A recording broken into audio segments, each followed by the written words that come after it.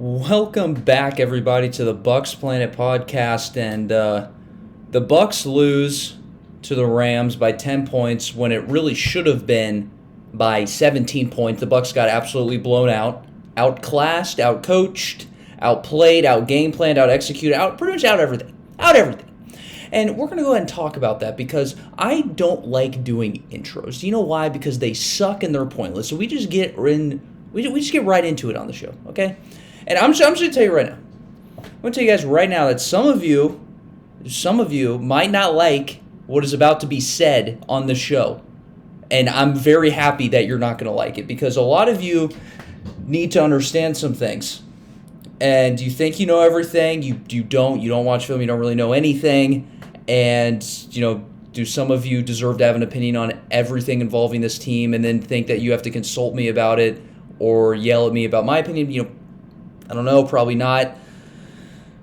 So let's get into the 3 reasons why this team is not good right now. This team currently, I would say, is not a Super Bowl contending football team right now.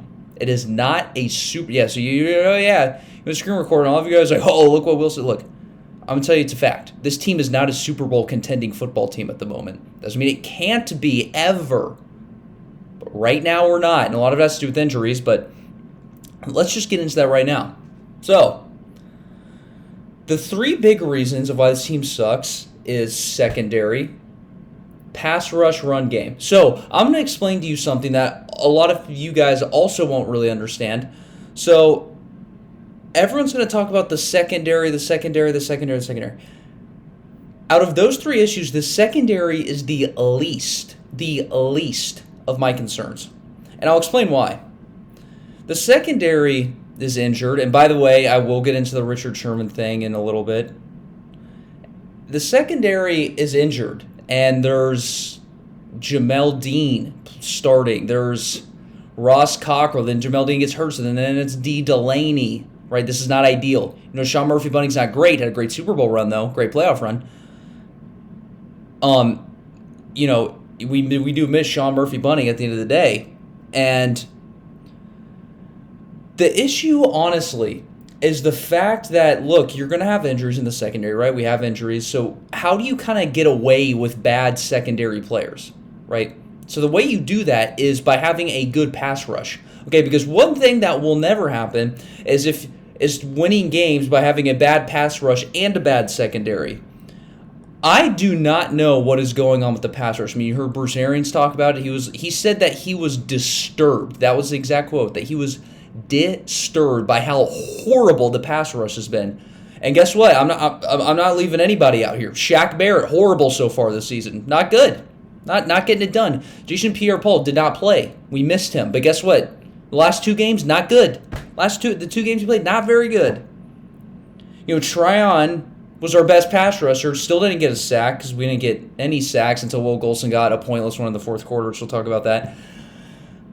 And then you have Vita Vea, okay? And I'm going to say there's some things that are about to be said about Vita Vea that are going to make a lot of you mad. And that makes me happy because a lot of you need your egos checked a little bit, need your opinions checked a little bit, right? So you can stop, and you know who you are. You guys go, oh, you text me on Snapchat, you think you know what you're talking about. You pretty much never have any idea what you're talking about. So Vita Vea is he's the definition of a one-trick pony. I watched the film, so if you guys don't believe me, okay, watch the tape. Because that's all I got to say, watch the tape, because it's true. Vita Vea can only bull rush, right? So if he can literally do nothing else than bull rush in terms of rushing the passer, he's just usually so much bigger than everybody else that he plays against, that he can bull rush right through the offensive line by the guard or the center, whoever's blocking him. Okay? But guess what? Guess what happened in this game? The Rams, while their guards maybe aren't fantastic, they're very, very big. In fact, they're actually almost the exact same size as Vita Vea. And Vita Vea the entire game was absolutely stonewalled at the line of scrimmage. Did nothing. Nothing. Do you know why? Because he's a one-trick pony. If he can't bull rush, he can't do anything. That's how it is. And a lot of you people that, read a lot of, media people who don't know what they're talking about, so then that makes you not know what you're talking about, and it's kind of this trickle-down effect that I don't really support. And because you guys think, oh, Vita Vea is, he's just this, he's the greatest player. I know what I'm talking about. I'm an actual Bucs fan. Well, he's our best. That's such crap. Absolute crap. And if you actually believe that, here's what I suggest doing. I suggest taking your Bucs memorabilia and flushing it down the toilet because you actually have no idea what you're talking about. Vita Vea is not even close to the best defensive player on this team. Because I literally saw one guy. One guy, and this is honestly, I don't even blame you guys for some of this because the media is so bad. If you read the Tampa Bay Times, rip that up, burn it. We can send me a picture. I'll Venmo you something because it's so bad. They wrote this article. It was like the best players on the team ranked, and it was like Tom Brady 1, obviously, and then number 2 is Vita Vea. That's absolutely ridiculous. Let me tell you who Vita Vea is not better than, just on defense. First of all, he's not better than Carlton Davis. Carlton Davis is our best defensive player. I'll get into that. Devin White's better than him, even though he's had a kind of a tough start to the season. Levante David's better than him. Winfield arguably is better than him. Shaq Barrett, right, when he's not sucking like he has been this season, is better than him. It's honestly kind of embarrassing that some people, because here's the thing, Vita Vea is true. When he's on his game and he can bull rush people and he can get to the quarterback, right? It's a difference in the game because when you get interior pass rush, right, up the middle, forces the quarterback to move on the outside, and then that's usually where JPP or Joe Tryon and Shaq Barrett are waiting for them because they're on the outside. They want the quarterback to go outside so then they can run right into Shaq Barrett. That was our game plan. That's how we literally beat Patrick Mahomes. We've got interior pass rush, force them on the outside, boom, JPP or Barrett's waiting for him. All right, so Vita Vea is good, right? So I'm not saying he's bad, okay? I just think that he is massively overrated because of the fact he can only do one thing good. He's not great with his hands. He literally has no pass rushing moves. 0. If you said, Vita Vea pass rushing move, this number will pop up. 0, besides bull rush, which is just, for some of you people that don't understand, bull rush is just, right off the ball, you're just shoving the right guard right back into the quarterback, and you get off the ball and try to get the sack. Okay, that doesn't happen every single time. You actually have to use your hands, a little swim move, dip and, duck and run. There's all these different things, and he doesn't really know how to use it because he's too big, right? Just fine, but he just has no moves, no pass rushing moves. And he got absolutely stonewalled at the line of scrimmage. I mean, it wasn't good. It was bad. In fact, it was very bad. It was actually kind of embarrassing. Vita Vea did nothing. I mean, they talk about, but him against the Falcons. Yeah, he did. He had that good pass rush against Falcons, tipped the pass, intercepted by Shaq. I'm not saying he's bad. I'm just saying that he's a very limited defensive tackle that's a one-trick pony. That's what he is. What he is. Sometimes you like ponies, right? You guys like ponies? Imagine if your pony could pretty much only just, jump really high, okay? He couldn't catch a Frisbee, couldn't run very fast. All he could do was just jump high. Like that's cool. You want a pony. Ponies are cool, but, you can only do one thing. That's what Vita Vea is. One-trick pony. Thank you. Now, let's talk about something which, by the way, I'll talk about this too. The Rams don't even have great tackles, right? Andrew Whitworth is 80 years old, and Shaq Barrett was absolutely stonewalled, but I can't remember their other tackle's name, but he was like an average tackle. And I mean, Shaq Barrett's supposed to, made all this money, he's supposed to be a super great pass rusher. Can't do a single thing. I mean, he got stonewalled too, just like Vita Vea, just like they all did. And Stafford had all day to throw every single play. And it wasn't the secondary's fault. It was the pass rush's fault. Because it doesn't matter how good your secondary is. If you don't have a pass rush, it won't work. Doesn't matter how good your play calling is.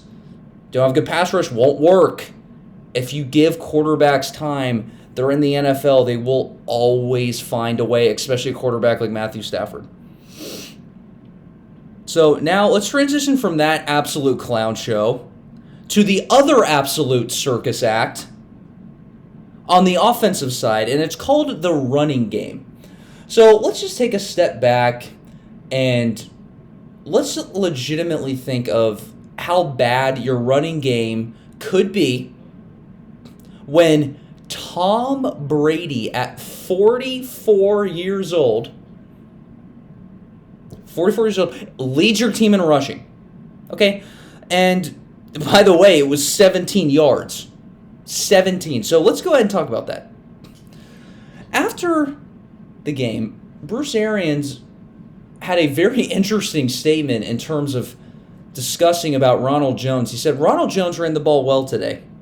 Okay, I don't know what planet Bruce Arians is living on, but I'm going to pull it up here.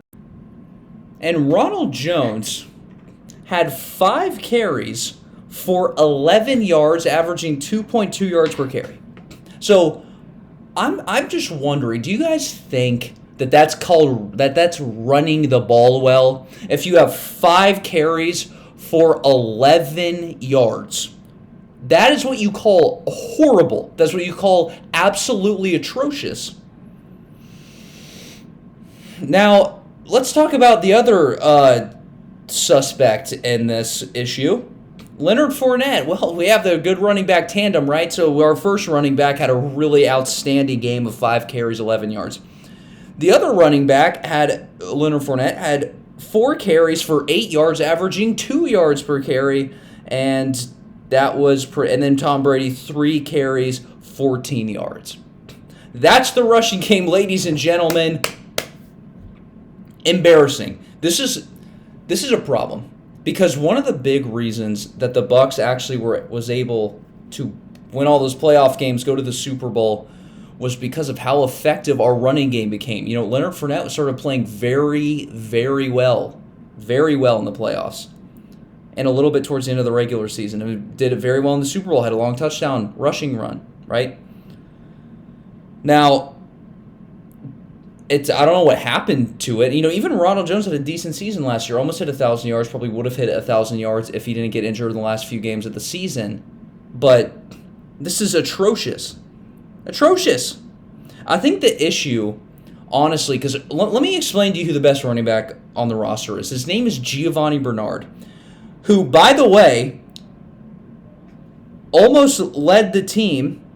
Well, no, he didn't. But look, Giovanni Bernard had 9 receptions. Okay, so he led the team in receptions. Okay, 9 receptions, 51 yards. This is why we got Giovanni Bernard. Now, I don't understand the coaching staff's decision to not let him rush the ball, why can't he have a carry? I don't really get it, because he is so much better at pass blocking than Ronald Jones and Leonard Fournette. Now, sometimes Giovanni Bernard will get beat on the block. You can watch the tape of this game just because he's undersized, right? And it's kind of a big ask for him. But it's just because he's undersized. He's always in the right positions. He always knows where to be. And he catches the ball very, very well. I mean, he had a 20-yard screenplay in the first half of the game.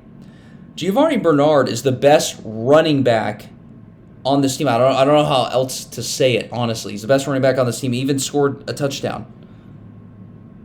And he needs to be getting carries. Because here's the thing. It'd be one thing if there was a... Because I just don't understand what they're looking at by saying, we think that Ronald Jones and Leonard Fournette are so much better at running the ball than Giovanni Bernard that we're never going to allow Giovanni Bernard to run the ball.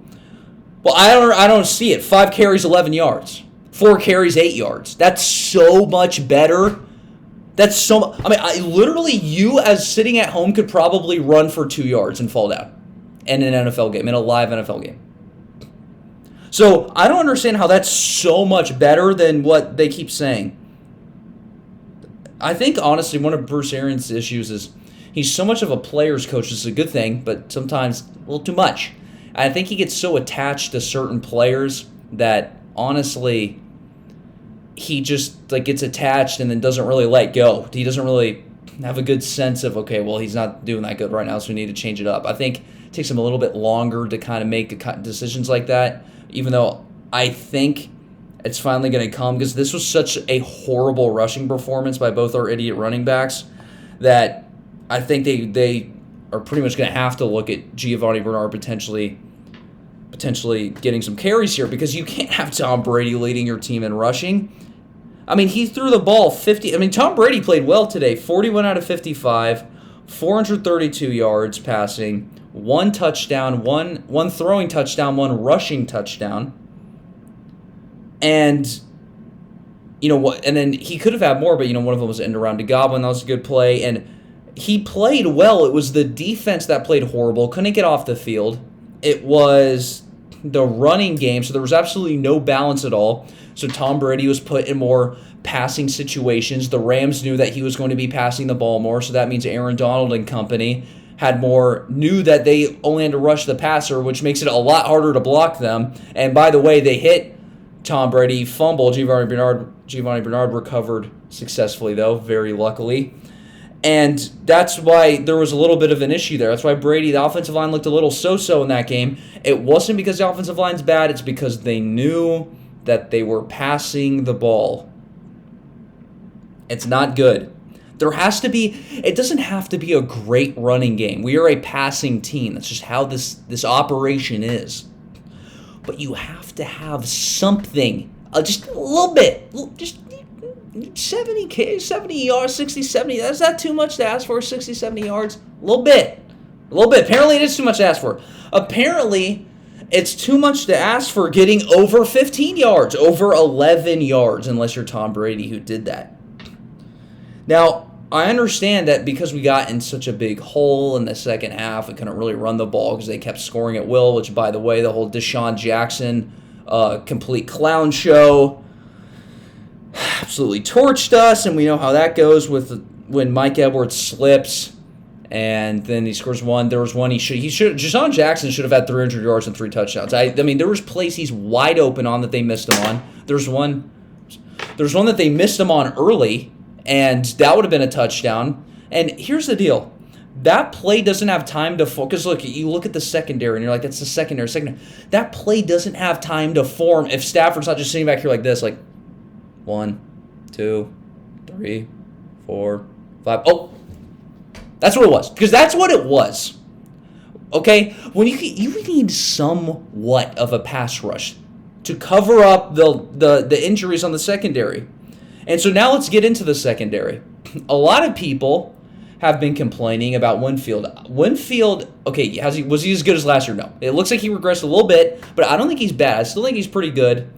And I also think he's not really getting a lot of help. That you have to look at that too, because there's none of the corners are covering anybody, so then he has to kind of basically do it all. Mike Edwards, remember I said we should put Mike Edwards in the slot. Well, we didn't do that, and we saw what happened there, because Mike Edwards and Jordan Whitehead, we kind of ran 3 safety sets where we had all 3 of them on the field. And look, I mean, Cockrell's going to do what he's going to do. He's going to get burnt. He's not good at football. He's a horrible football player. I mean, right? I mean, I don't really know why. I mean, his sister wins, I think wins gold in the Olympics. And then I don't know what happened there. There was clearly a genetic gap right there between him and his sister, because he's horrible and he's slow. And his sister won gold in track. So maybe you should, figure that out. But the other thing was, too, is then when Jamel Dean goes down, you're thinking, well, Jamel Dean's already not that good. He's never been really all that good. And now he's down. And so then we get D. Delaney, who makes this team by a literal thread. You see how skinny this pencil lead is right here? He makes the team by a thread skinnier than this pencil lead of 0.7 millimeters. That's how barely he made this team, and now he's going to start against one of the best offenses in the NFL. Yeah, we know how that's going to go, and that's exactly how it went. Burnt, out of position, doesn't know where he's supposed to be, and I can't even really blame him. He's a rookie, barely makes the team, kind of has a tall order asked for him by doing all these things. Todd Bowles called a little bit too much man coverage in that for him. Now, obviously, this is going to sound, you're going to be like, well, all you do is complain that they run zone, and then when they run man, now you're complaining. No. look, when you have that many injuries and you're just getting absolutely destroyed up and down the field, maybe you shouldn't run man. It's a lot of situational stuff that some of you guys, it's not like a end-all be-all thing. Like if D. Delaney is in and he's clearly on Robert Woods or Cooper Kupp, do you want him in man? Probably not, right? Now, again, our identity is man press, blitz, get home. That's how we do it. But again, we have too many injuries to honestly be able to run that. And we'll see, because now, moment you've all been waiting for, we have signed cornerback Richard Sherman. So obviously, in case some of you guys don't know, he is a 5-time All-Pro cornerback, won a Super Bowl. Seattle was one of the best. He probably was the best corner in the NFL during his prime. But here's the thing, now he's 33 years old. He's old, right? Now he went with the 49ers and the last few seasons, and he was all right. Not great, but all right. But here's the thing, though, because a lot of you guys are like, oh, he's washed up, it doesn't matter. Look, no matter what, there's two things that Richard Sherman isn't going to be. He isn't going to be worse than what we already have out there. Fact. Go ahead, take it to the bank. Here we go, bank, right now. He can't be worse. Cannot be worse. Second thing is that he's not going to be as technically deficient as the other two, Cockrell and D. Delaney we have out there. And what do I mean by that? Richard Sherman is still very technically sound in his game. He's just maybe not the athlete he once was, meaning he can't run as fast. But all the things that he can control, like his technique, his footwork, his ability to read the quarterback's eyes, a veteran presence, right? He's still very good at that. And I still think that we can maybe squeeze out the last little bit of football he has left in him. And so I honestly look at it as just a complete upside signing because he can't be worse. And it gives you another guy in there instead of having, in case, God forbid somebody else gets injured, then it's like, okay, well, Sherman's at least experienced. We don't have to train some rookie who's going to have no idea what he's going to do anyways. Right? Sherman at least is experienced, understands things, he'll be easier to coach. I think that's definitely what Bruce Arians wants. And so it is a good signing. And we only signed him for, a little over $1 million. So sounds like a deal to me.